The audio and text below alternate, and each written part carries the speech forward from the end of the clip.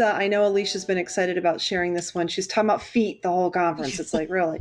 And it wasn't just because my feet hurt. This was probably one of my favorite of the sessions that I got to go to. And when I was doing some extra work with the AAPC and calling some physician education on modifiers, it was amazing how many podiatrists were out there. And so that kind of sparked my interest. But this guy was great. So he did a session on foot and ankle coding and ICD-10. His name is David Friedman. He's a podiatrist, and man, was he savvy. He was really good. He's got a website, which we put on there for you, and he does some education, so definitely you want to check that out. So what I did with these slides from sessions that I went to, they were really intense, you know, a lot of information. So I grabbed like one little section that was in there and just wanted to kind of give you the notes that we got. So this one is fantastic. Malunion of Fracture, which in ICD-9 is 733.81. The first question you have to ask yourself is, you know, anatomically, where's this fracture at? You know, that's what you always do with a fracture.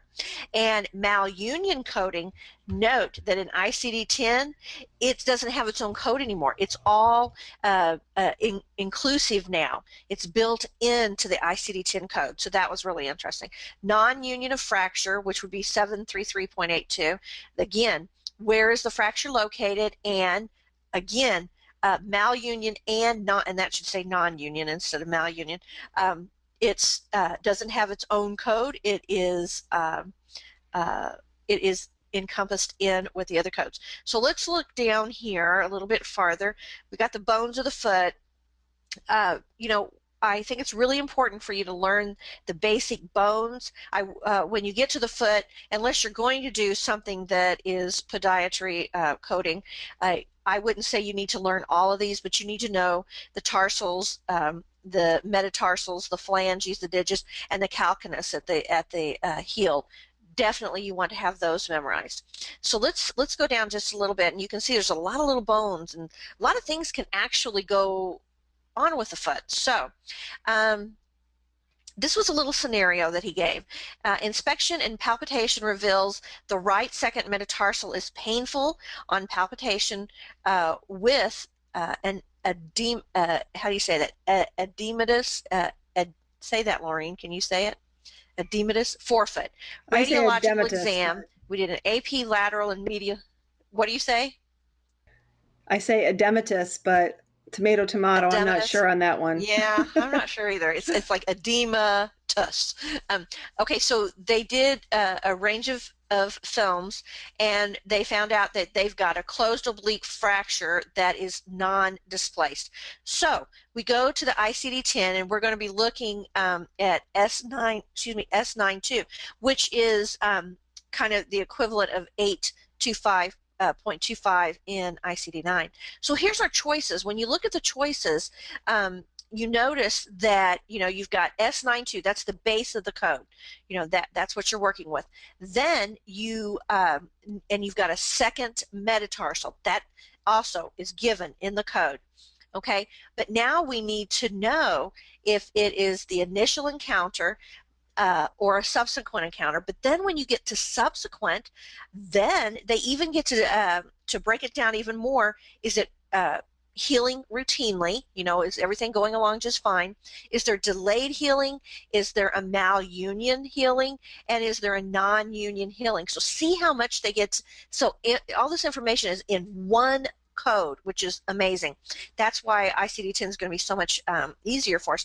Look at this x-ray. I actually sent this x-ray to the guy that did this lecture, and he was excited about that. He thought that was pretty cool. But multiple fractures here, and look at those pins. Okay, scroll down just a little bit more for me, Laureen. I think, is that it? Oh gosh, that's it. I thought there was so much more. This was just a really intense and fun session, and as you can tell, I enjoyed it. And you know, we'll try to bring out some more little nuances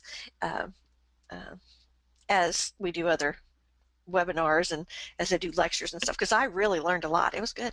He brought up several codes that weren't ready in ICD-10 and that they're discussing, and I thought that was pretty fascinating because, for the most part, I hadn't seen anything that was going to be a problem, but he brought some up, and that was cool. He had a couple fans of your foot picture. Oh, well, the picture of the brakes, I mean, that was awesome. Oh, Yeah. I'm like, why is everyone saying Laureen's right? I mean, I love hearing that, but I realized they meant about the pronunciation. Oh, okay. Yeah. It's hard to figure out this timeline of the comments. Yeah. I would have just said he had edema.